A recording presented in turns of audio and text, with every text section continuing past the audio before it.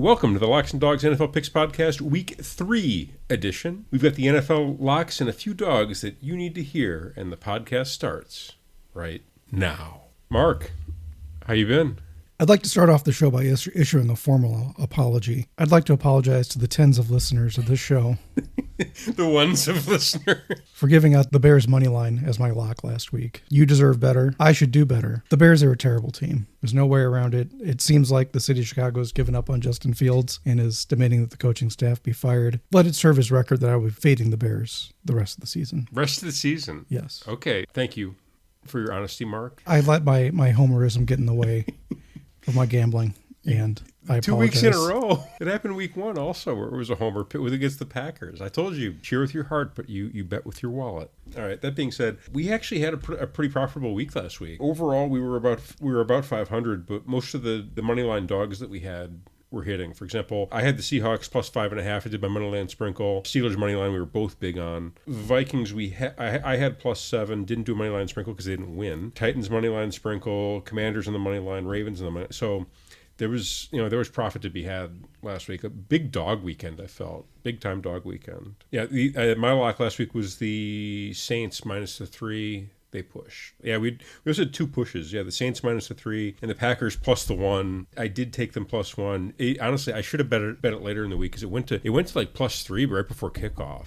So if you jumped on that before kickoff and you got the plus 3, great job. A couple big misses on the week also. The one the Giants, that one bothered me. They managed to pull they managed to get the win, but they did not cover against the Cardinals. The Bears money line, I think we were both on. Yeah, the Raiders were a train wreck. The Jets were a train wreck. You had the Cowboys, I had the Jets. So yeah, all in all. Yeah, the Steelers and Ravens money line picks were money for week 2. Those big were time. Those of you who took those, cashed on those are good to see. Also, I did do the Commanders Ravens moneyline parlay and cashed a pretty nice pizza ticket there. So yeah, no, it was a fun week of football. Again, profit to be had. It was a big time dog weekend. Yeah, we were on the right side of that. For week 2, just looking at some of the the line value in the dogs. Got to keep an eye for that closing line value, especially the Packers. That shocked me when that went to plus 3, and it was just Aaron Jones. I mean, it's not like Jordan Love was going to be out or anything like that. It was Aaron Jones is a fantastic running back, but I feel like they have guys who can carry the rock. I feel like if it was like Jordan Love or somebody like that, I think that would necessitate a bigger line move. Yeah, from a week 2 perspective, profit is profit. I was the king of the 3 tub-dub parlay this weekend as opposed to Mark. I hit one on, it was Mike Evans, Derrick Henry, and Devontae Adams, 1, 2, 3, and they all hit like one right after the other, as we were watching. So it's like boom, boom, boom. So nice little pizza bet there with my 3 tub-dub parlay and the singles. Let's move on to week 3. Okay, sliding into week 3, Thursday night football, Giants at 49ers. Line is currently at 10.5, and the over-under 45. A little bit of context on this one. The Giants are actually 0-2 against the spread. 49ers are 1-0-1. One win, no losses, 1 push. What are you thinking for Thursday night football, Mark? I'm going with the 49ers minus 10.5. The Giants did not look good in week 2. They barely beat the Cardinals. That was a sweaty watch the whole way through. I think 10.5 might be too much. That's my only concern there. But the 49ers at this point are a force to be reckoned with. I think they're the best team in the NFC right now, next to the Cowboys. Okay, a couple injuries on this one. Saquon Barkley doubtful with an ankle. My guess is he's not going to play. Just given the short turnaround, given teams like to give their guys a chance to kind of to recover from these nowadays. I don't think I would assume that he is out and trying to make other plans. And Brandon Ayuk listed as questionable with a shoulder. I didn't see the injury, so I really couldn't tell you how bad it was. But it sounds like he was a non-participant in Monday's practice. For the quick turnaround, there's a good chance he's probably going to be out. But we'll know a lot more heading into kickoff time. Honestly, I don't know if I'm playing this right, but first off, it's 86% of the bets have already come in on the 49ers for this one, at minus laying the 10.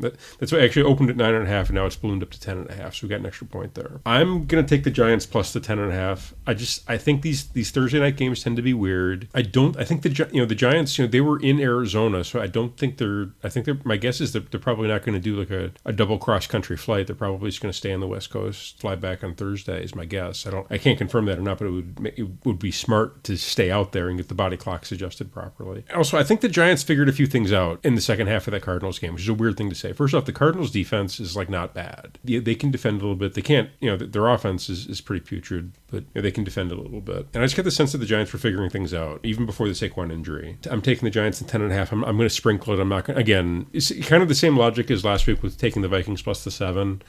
I freely admit that I'm betting on the inferior team, but it's a lot of points to be laying in a Thursday game. Quick turnaround. We also don't know, if the 49ers are going to, look to leave Christian McCaffrey, a bit of a lighter workload given the short turnaround. The 49ers are clearly playing for January, not for September. So it would make sense to kind of, see if they could get somebody else some action in the backfield, especially on the short week. So it might not be quite as heavy a Christian McCaffrey game as normal. I'm on the Giants plus the 10.5. I don't love it. I'm just going to sprinkle it when I bet it. But I think that's the side we want to be on. Also, I don't like to, this is the roulette fallacy when I see 0-2 ATS against a team's name, and I don't think they're that bad of a team. I tend to think that we're probably going to get a win against the spread pretty soon, and I think it's going to happen this week and the short week for the Giants is where my head's at. So give me the plus 10.5 and the New York Football Giants. Over under, it's open to 43.5. It's, I think, currently at 45. It's ballooned up a little bit. I think Vegas has the number about right at 45. Probably would say over. I think there'll be some points to be scored again, especially in the short week. I don't necessarily love the over under here. I probably won't. This probably is a stay away for me. Mark, what are you thinking over under? Typically on Thursdays, I would take the under. It didn't hit last week. No, it did not. I mean, again, actually, that could work for the Giants narrative. If it's a closer game, the 10.5 could, if it's, say, like a 2017 49ers win, but it's a grind. Yeah, the Giants struggled for most of that Cardinals game. It really wasn't until the second half they started scoring. Yeah. One thing you could do is a first half under, I think, might be to see what the number comes in at, but yeah, that could make sense. Falcons at Lions. Lions -3 over under 46.5. What are you feeling for Sunday? Regardless of the Falcons being 2-0, I'm still fading the Falcons every week. Give me the Lions -3 at home. I'm still not sold on the Falcons. I'm still not sold on Desmond Ridder. Again, their running game is fantastic. Bijan went off last week against the Packers. Montgomery being out on the Lions does concern me a little bit, but I'm going with the Lions on this one. Okay. Sounds like David Montgomery is going to be out for a couple of weeks again with a thigh bruise. It certainly as of Tuesday, it sounds like he's going to miss the game. Both these teams are 1-1 against the spread. This is the Falcons' first time away from Atlanta. They've been at home for the first 2 weeks and look good at home. But this is Desmond Ridder on the road. I'm laying. This line opened at 5.5, and there's been some pretty heavy action on the Falcons. It's down to -3. It might even. I honestly kind of like it to get a little bit lower as we get towards kickoff. So this might be one that I would look to bang a little bit closer to kickoff, maybe get it down to 2.5, 2. But either way, 78% of the bets are already coming on the Falcons. I think this is a great opportunity to fade the public, fade the hype, and take the Lions at home against the Falcons in the first road trip. Yeah, I don't trust Desmond Ridder. I want to see if that team can travel, if they can do it. I mean, it's dome to dome, so it's not like it's a big change, but it kind of it's different environment, different crowd, travel schedule, all that stuff. So I'm with you on this one. I'm laying the 3 with the Lions. Over under opened at 45.5. I believe it's at 46.5 is where it's at now. I like the over in this one. I think there's gonna be a lot of points scored. I could definitely see this being like a 30 like a 31-20, 31-21 type of game, type of final. I'm on the over for this one.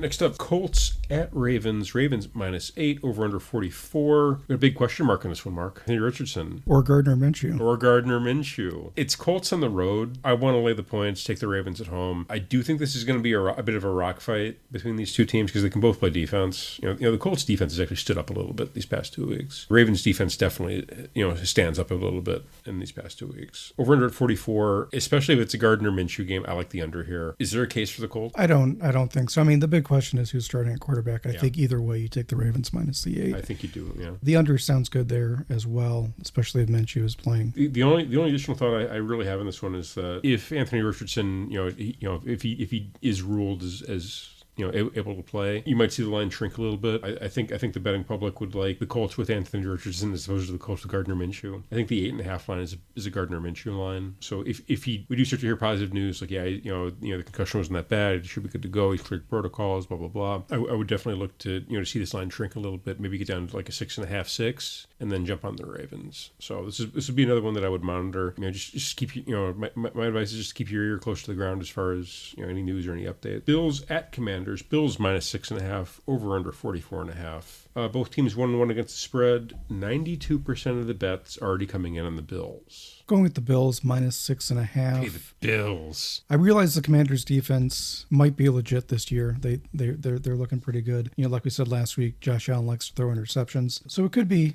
a defensive battle for both teams. But the Bills got back to their winning ways last week. I think they continue that against the Commanders. This is the Bills on the road. We've seen them one other time on the road, and that was going to New York, and they looked like trash. I guess it's something we're going to have to monitor as the season kind of grinds on. But I'm looking to fade the Bills on the road. Give me the Commanders plus the 6.5. That field is going to be lit. Fans are excited in Washington again. That team is 2-0. Sam Howell, is he a top 20 quarterback right now? No, yeah, I think he is. It's week 3, sir. Okay, so before week 1, was Justin Fields a top 20 quarterback? No. Really? No. Top 20? No. 32 starting quarterbacks in the league, and he wasn't top 20? I understand winning isn't a stat, but he... Ooh, wow. He needs to win games to be considered to be... Salty homer Mark is not a pretty sight, my friend. Okay, either way, I think Sam Howell's legit. I think, especially at home... I trust him a lot more at home than I do on the road. I don't trust the Bills quite as much on the road as I should. Give me the Commanders plus 6.5. I think this again could potentially be a rock fight. But I want to be on the side with the points for this one. Give me the home dog with the points. Over under 44.5. I think it's an obvious over. I agree. Maybe a little too obvious. I don't know. My brain says play the over. So far that it's not much data to take away. Both these teams are 1-1 against the over under. 78% of the bets are on the over already. Even still, I think I want the over. I think it's an obvious over. I think Vegas has the number a bit tight. Pats at Jets. Patriots minus 3. Over under 36.5. All right. What are you thinking here? The dogs are barking. Dogs are home dog. Oh, so you got a home dog here, do you? Give me the Jets money line. Wow. I haven't been impressed with the Patriots the past 2 weeks. The Jets defense is legit. Zach Wilson. The thing about Zach Wilson is that he'll look terrible in most games, but there might be 1 or 2 this year where he actually gets it done. And the thing about this week 3 slate is that there's a lot of, obviously bad teams going up against good teams. Who here is the good team? Neither of them. Okay. Neither of them are good, but basically what I'm trying to say here, the favorite isn't going to run the table in week 3. There has to be some upset here along the way, and then I'm picking the Jets that upset. All right. I actually thought the Patriots looked good last week, or looked better than I was expecting against the Dolphins. I think a Bill Belichick defense versus Zach Wilson is a mismatch. I think you're going to have Zach Wilson seeing ghosts by the end of this one. He's going to be seeing ghosts on ghosts. I think this is going to be, it's in New York. Yeah, I'm fading. Yeah, I'll lay the points. Give me the Patriots minus the 3. As far as the over-under goes, 36.5. They're professional teams, are they not? I mean, so are we looking at like a 2010 final? That would get us under, I guess. Yeah. I'm laying the 3. I'm taking the Patriots. I think the Zach Wilson interceptions really catch up to him this week. Give me the over. I think the Pats are able to score enough to to push it over. I think they get into the 20s, and if that happens, all the Jets have to do is maybe get like 2 touchdowns, and we see an over. So that's where I'm at. Give me the Pats. I'll lay the 3, and I'll gun to my head. I'll take the over. That's one where I would even consider like doing like a Pats money line and like over 30, like see what the numbers are and try if you can get like 30-31 and try to get it to plus odds for a little parlay. I am looking at a Jets defense anytime touchdown. I'd be looking at a Pats defense anytime touchdown. Titans at Browns. Titans plus 3. Again, Vegas hates the Titans. Don't know why. Over under 41. Even as far as injuries go for this one, the big one, Nick Chubb obviously out. It's already it's a day later. It's not even a day later, and it's already ruled as season ending. So that's how you know it's bad. If you saw the replay, I'm sorry. You know where I'm going with this one. Where are you at? I'm on board with the Titans this week. Wow, Titan up. Titans plus 3. Titans plus 3. Sprinkle the money line. Yeah, absolutely. Yeah, the Browns last night did not. Browns at home. Okay, and I will say, the dog pound, can get lit on occasion. I just think that the Titans are they're a veteran team that can handle the road. They're 2-0. The Titans are 2-0 against the spread so far. They've been my spread darling. Covering the 3 points against the Saints in week 1 and winning outright against the Chargers at home in week 2. I like them to win this one outright as well. I think without Nick Chubb, the Browns they can't play the kind of game that they want to play without him, and they're going to have to rely a bit too much on Deshaun Watson. And last night he did not look great. The weird penalties, the turnovers. I think that's going to catch up to him, and I think you're going to see the factory of sadness pumping out another loss on Sunday. Give me the Titans plus the 3. Sprinkle that money line. Over under 41. What are you thinking? I think they're daring us to take the under. I think they're daring us to take the over. Well, without Chubb, I mean, we don't know exactly how the Browns' offense is going to look. Well, you mentioned the penalties. One of the interesting notes from last night was that Watson had multiple face mask penalties. It was so weird.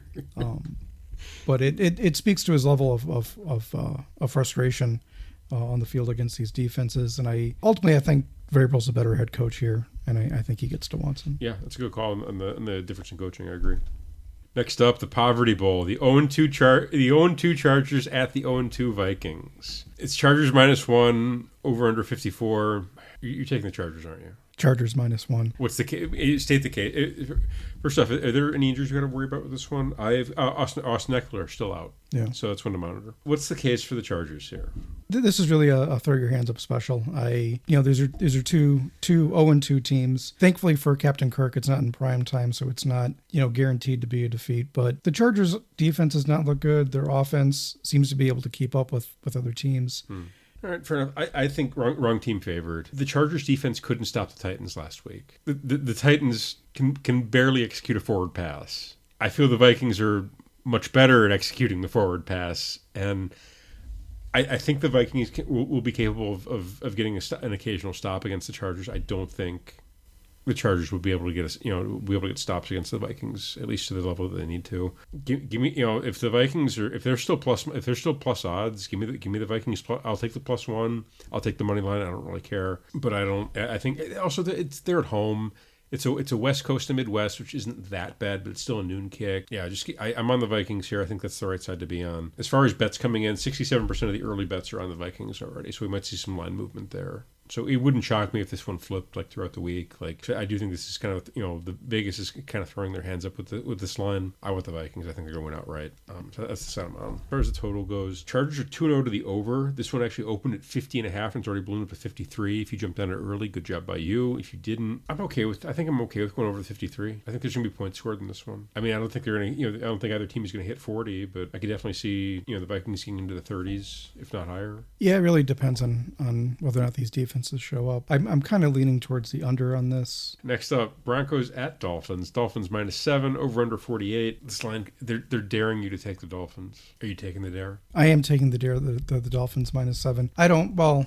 You said it last week. You're fading the Broncos from here on out. I mean, the Dolphins they look too good on Sunday night against the Patriots. That was a good road win. And the Pats, they do some unique things against Tyreek Hill. They give him they always have a safety over the top of him, so he can never take the top off the defense. That's all that guy does. Is the only thing that safety is responsible for is just making sure that Tyreek Hill does not get past him. That's all they care about when they do that. So the thought process there is the Pats are trying to take away Tyreek Hill in the explosive plays, and they did. For the most part. It didn't really matter to the Dolphins, however. They were still able to move the ball with Mustard. They're still able to, Tua was still able to move the ball through the air, even without, the big plays from Tyreek Hill. The Broncos, they made things interesting with the Hail Mary at the end. I'm sorry, it was underthrown and it was tipped 3 times.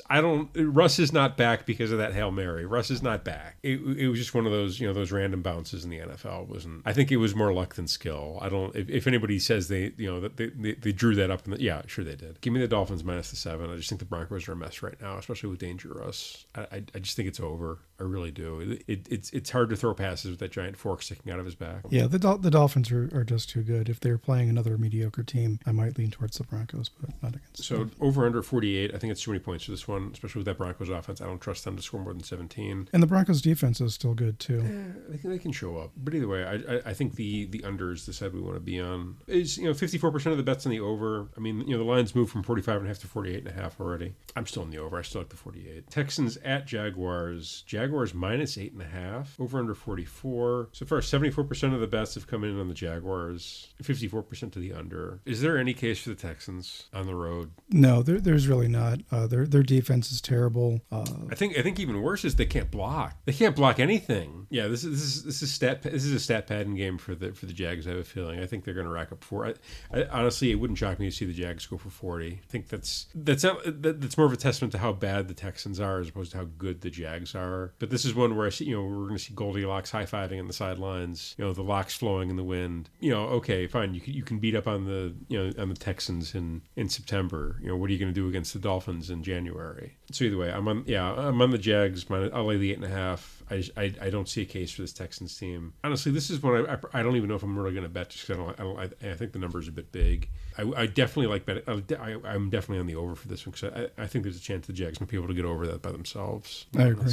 Yeah, we're both on the same side there. Next up, Saints at Packers. Packers -2. Over under 42.5. 57% of the bets coming in on the Packers. 68% of the bets coming in on the under. Like the Packers -2. This is another throw your hands up special. I think you kind of go either way. I'm kind of giving the Packers the home field advantage on this one. The Saints came off a good win on Monday night, but I think the Packers right the ship against the Saints. Okay, I think the argument for this one is similar to the argument for the Falcons last week. I like this. I like the Saints defense a lot. They've got some disruptors on the defensive line. They got some playmakers in the secondary. I like that Saints defense a lot. And the Packers, they kind of gave that game away last week. This is another one. I think you're probably going to see some early action come in on the Packers. In fact, 57% of the bets are already on. The early bets are on the Packers. It's probably, my guess is it's probably going to swell a little bit. How does it? This opened at Packers -2.5 and it's already down to 2. You'd think it would move the other way, but it hasn't so far. I think it does. I think by game time, I think we see it, maybe Saints +3. If it gets to +3, I'm all over it. If it's at +2, I'm still on it. Give me the Saints. I like their defense. I think they can do enough on offense that they'll be able to, they should be able to win outright against a Packers team that, okay, we've seen them, they looked awesome against an awful Bears team, and they kind of gave the game away against a Falcons team that I don't think is that good. Are the Packers better than the Bears? I'm not going to say it out loud. I'm not. Yeah, no, I don't want that. I'm not going to answer that question on tape. However, I think the Saints are better than the Falcons. Even on the road, I think they've kind of proven that they can go on the road and get a win. So I'm not. I kind of like this Saints team. I like the way they play. They can ground and pound a little bit. You can air it out a little bit. I love Chris Olave. They're going to be even better once Kamara comes back. Yeah, they should be. That's it. It'll give him another dimension. He should have fresh legs for the second half of the season. That's where I'm at. Kind of closes out the early slate. The late afternoon games. Oh, we got it. Yeah, it's Lock City for the late. You're going to go undefeated again in the late afternoon games. I predict. I have a feeling I am too, because I've got a feel for these. Panthers at Seahawks. Seahawks -6. Over under 42.5. 81% of the bets have come in on the Seahawks. We've seen this line balloon from 4.5 to 6.5. Over under, it's been 69% to the under. What are you thinking here? I'm locking up the Seahawks. I have it listed as -6 currently, but I'm going to lock that up against the Panthers. Okay. Panthers defense is terrible. Bryce Young is still getting, still trying to figure things out. He's looked better than I thought. Okay, he's small. Everybody realizes this. He's a tiny man. But I was thinking about this while I was watching the Monday night game. Is Bryce Young as a rookie, is he farther along as a quarterback as Justin Fields right now? I don't think so. Really? No. I kind of think we just I say that because I don't think we've seen enough of Bryce Young, and we've seen. I saw Bryce Young reading defenses and making throws. That's all I'm going to say. Fair. I'm also on the Seahawks -6.5. I think this is a blowout. As far as the over under, it's 42. Give me the over. Yeah. I think the Seahawks are going to put up a bunch of points. This one could, you could see this one get out of hand a bit early, and then I think the Panthers can do enough to contribute to get to push over the number. I like the over in this one big time. Cowboys at Cardinals. Cowboys -12.5. I'm sorry, Cowboys -12. Over under 43.5. Is there any case for the Cardinals here? They looked decent in the first half against the Giants last week, but I think that's because the Giants are just not into week 2. The Giants are not performing up to expectations. You really can't make a case for the Cardinals. I'm locking up the Cowboys -12. Like you said, the Cardinals defense is decent. That 12 number bothers me a little bit, but okay. Honestly, I'm going to change my pick here. I'm holding my nose. Give me the Cardinals +12.5. Cardinals are undefeated against the spread, 2-0. They've covered they've had I think it was a 5-point number against the Giants, and I forget the week 1 matchup. I can't remember off the top of my head. I guarantee it was I think 12.5 points is too many. It's Cowboys on the road. I'll lay it. Yeah, I'll give me the points. I just think that's way too many. I kind of feel like, I felt the same way about the Giants game last week where, sure, the Giants can cover 5 against this, against these trash Cardinals. Why not? Also, 86% of the bets are already in on the Cowboys in that monster number. I think, first off, I think it's probably going to push higher. If it gets to say 13 and a half, that's where I want to be jumping on. I'll take the plus 12.5 as it stands. But this is when I would probably wait on, see what happens with the lines. My guess is it goes higher, especially as we get closer to kickoff, and that's where you want to jump on it. It stinks. They're daring you to take the Cowboys, and I say no. Give me the points. I do like the over here at 43.5. You see, I think it's a similar game script to Giants 49ers here. I think where it's gonna be like a low scoring game. Maybe Dak is feeling himself a little early, throws a couple interceptions. It's maybe like one or two like wacky plays that kind of flip the field and generally kind of keeps the score down, or like a missed field goal like early on. That I don't know. I have a feeling that something weird is going to happen with this one. Also, Josh Dobbs, not that terrible. If the Bears had Josh Dobbs, would they be a better team? I think we're getting a bit out of hand here. Neither of them has won a game. Hey, good teams win, great teams cover. Cardinals are 2-0 against us. Just saying. All right, moving on to our next monster line. Bears at Chiefs. Chiefs minus 13. Over under 47.5. Is there a case for the Bears? America's game of the week. Is it? No. Yes. Are you serious? If only they had flux scheduling for the afternoon games. Okay. One opened at minus 11.5. I think it's up to 13 already. It might as well be 24 at this point. Would you take the Bears plus 24? I'd think about it. So would I. That's okay. I think our pick should be obvious because Bears 0-2 against the spread. Bears, I'm going to 2-0 to the over. This opened at 49.5. It's already gone down to 47.5. 83% of the bets coming on the under. Chiefs have been under in both of their games, and I think that's kind of where the logic is. Is why the number shrunk. But not against this terrible Bears defense. No, I think this is the get right. I mean, this is a get right game for the Chiefs offense. I have a feeling. I'm already looking at Travis Kelce 2 touchdowns. I think that's something we should be looking at. I would agree with you, but my only concern is what if they decide to rest him in the second half? The Bears are a mess. They're on the road. I don't see them being. I see this getting out of hand awfully quick. I like pieces on the Bears. I think Justin Fields, if he was in the right system, could have potential to be a starting quarterback in this system. What's odd to me is that he's run the ball, I think, 6 times in the first 2 games. That should be 20. This is something special about it. This is an ability that he has that could be used as a potential weapon, and you're taking it away from him. Why? So he can sit back in the pocket and throw screen passes to wide receiver screens and middle screens that get picked off. I mean, I don't know. Either way, yeah, I'm on the Chiefs and I'm on the over. I think this number is going to continue to shrink a little bit though. I would like to see it get down. Let's see, we got 47.5 now. If it gets down into the 46 range, I think that's when I jump in. If you see it like 46.5, I want that extra point. I'll take 47.5 if that's what I can get. But I have a feeling this one's going to come down because that's where the betting action is right now, and that usually tends to dictate where the direction the lines tighten. Yeah, for the record, I'm taking the Chiefs minus 13. Lucky 13. Lucky 13. Next up, Steelers at Raiders. Raiders minus 1. Over under 43. Over under 43. Okay, this is East Coast to West Coast. It's Sunday night, so we got to keep that in mind. What are you thinking here? I like the Raiders minus the 1. The Steelers struggled on Monday night against that. The Browns have a good defense, but yes.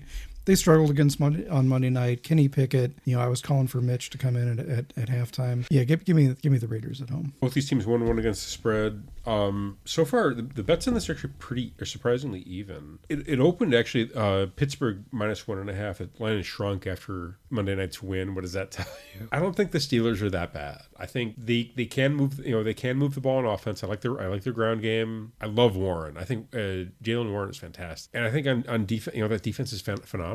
It's a ball hawking. They go after the ball. They almost outscored the Browns by themselves. It's Raiders at home. It's a Las Vegas crowd, not an Oakland crowd anymore. So either way, I'm on the Steelers. I'll take the +1. I'll take the money line also. You could even talk me into a little parlay there with the Vikings. Steelers, Vikings, moneyline parlay. Raiders, Jets, moneyline parlay. The numbers I hear is 43. 98% of the bets coming in on the under in the year. So we're probably going to see this one start to tick down. I like the over, honestly. I think they're going to score some points in this game, whether they're on the defensive side or, actually either defense or either offense. I think there's going to be points scored here. I think it's going to be. All right, next up, the double Monday night slate. Eagles at Bucks. Eagles -5.5. Over under 46. After last week's the dominating 2-0 start from the Bucks, still at home. They're at home for 3 straight weeks. That's freaking crazy. That's a unique scheduling quirk. Don't have to go on the road until 3 weeks. 3-4 weeks into the season. That's wild. I have a feeling that this is when this is where the run kind of the undefeated run kind of ends for the Bucks. Give me the Eagles -5.5. It's just that it's a better, deeper defense, a more capable offense. We haven't seen Baker really get turned over all that much yet. I have a feeling there's going to be a couple turnovers in this game. It's Monday night. The spotlight's always a little hotter on Monday night, even if it is 2 games. I do not like this matchup at all for the Bucks. I think there's everything the Bucks do, the Eagles can either counter or do better. So from that perspective, I'm laying the 5.5. I think the Eagles win by at least a touchdown, if not more. I do tend to favor these home teams in these primetime games, and I got to take Baker Mahomes and the Bucks at plus 5.5. Baker's look good. They have a good defense. Okay. So he looked good against whom last week? The Bears. But he won the week before. I think a lot of these matchups, from betting perspective, might look obvious on paper, but there has to be some upsets along the way. The Bucks have looked decent. Like the Commanders against the Bills. You could make that argument. Fair enough. I'm locking up the Eagles, by the way. That's my, so you've got your pick versus my lock. All right, and the second Monday night game, Rams at Bengals. This one, it's a good thing they made it the last game of the week, I guess. Some ridiculous line movement. Oh yeah, by an hour. Some ridiculous line. Opened at Bengals -6.5. Word broke that Joe Burrow might not start. We might have the Jake Browning Bengals against a Rams team that, who would have guessed? The Rams have looked pretty good. They won outright in week 1 when everybody thought they were going to get pounded. Looked good against the 49ers this past week. Covered the spread. And they covered thanks to a questionable Sean McVay field goal. An exceptionally questionable. Yeah, that was he really does care. He hasn't packed it in yet. He is paying attention. I respect him for it. So either way, the current line is Bengals -2.5, over under at 43.5. I'm still on the Rams. I think the Bengals are a mess right now, especially if Joe Burrow is out. They're an even bigger mess. So my thought process here is I think the Rams are they're the NFC version of the Titans. They're just a veteran team that's kind of been there and done that, and the Bengals are a bit of a mess right now, especially if Joe Burrow right now is like the one thing that's like remotely special about them. I mean, granted, okay, the receivers are fantastic, Jamar Chase, T. Higgins, but the receivers don't matter if they're starting a quarterback that's never completed if they're starting, Jake in his NFL career. Jake Browning, yes. I remember the draft profile on Jake Browning, and arm strength was questionable, and based on what I've seen, it has not improved. So it's also worth mentioning the Rams are, for a second year in a row, looking to ship Cam Akers out of town. We'll see if they. It sounds like he's gone. Like that's what they said last year. Then he came back. Maybe if his attitude gets better this week, he'll play on. I don't know. I thought his attitude was fixed. I didn't think it was that. Apparently, anyway, I'm on the Rams plus 2.5. I mean, sprinkling the money line here. I just think the Bengals are a mess. Over under 43.5. I want the under. Reason being, if it's the Jake Browning Bengals, especially, probably get on that under sooner than later. Yeah, you probably want to jump on it now just to be safe. This one, you can see the under on this one being 36. It's that over under that Jets Pats game that's absurd to me. But either way, I'm on the Rams. I think it's the side we want to be on. This is honestly, I would do a double lock here. I mean, the Rams plus the 2.5 and the Eagles minus the 5.5. All right, so that's the week. We talked a little parlays. I mentioned this. The Steelers Vikings parlay is the one I like. Yeah. So my locks for the week, I'm locking at both the Monday night games. The Eagles minus the 5.5 and the Rams plus the 2.5. You got locks all over the place here. Well, if you want to get real crazy, I think you can lock up the entire late afternoon slate. Wow. Seahawks, Cowboys, and Chiefs. In that case, Mark, good job by you. This has been the Locks and Dogs podcast for week 3 of the NFL season. Check out locksanddogs.com for the latest gambling picks and news. Hit that subscribe button to get notifications for the latest episodes. And please leave us a review. Mark loves it when you give us 5 stars, but I'd just love to hear from you. Our tens of listeners. For Locks and Dogs, this is Matt. And Mark. And we'll see you next week.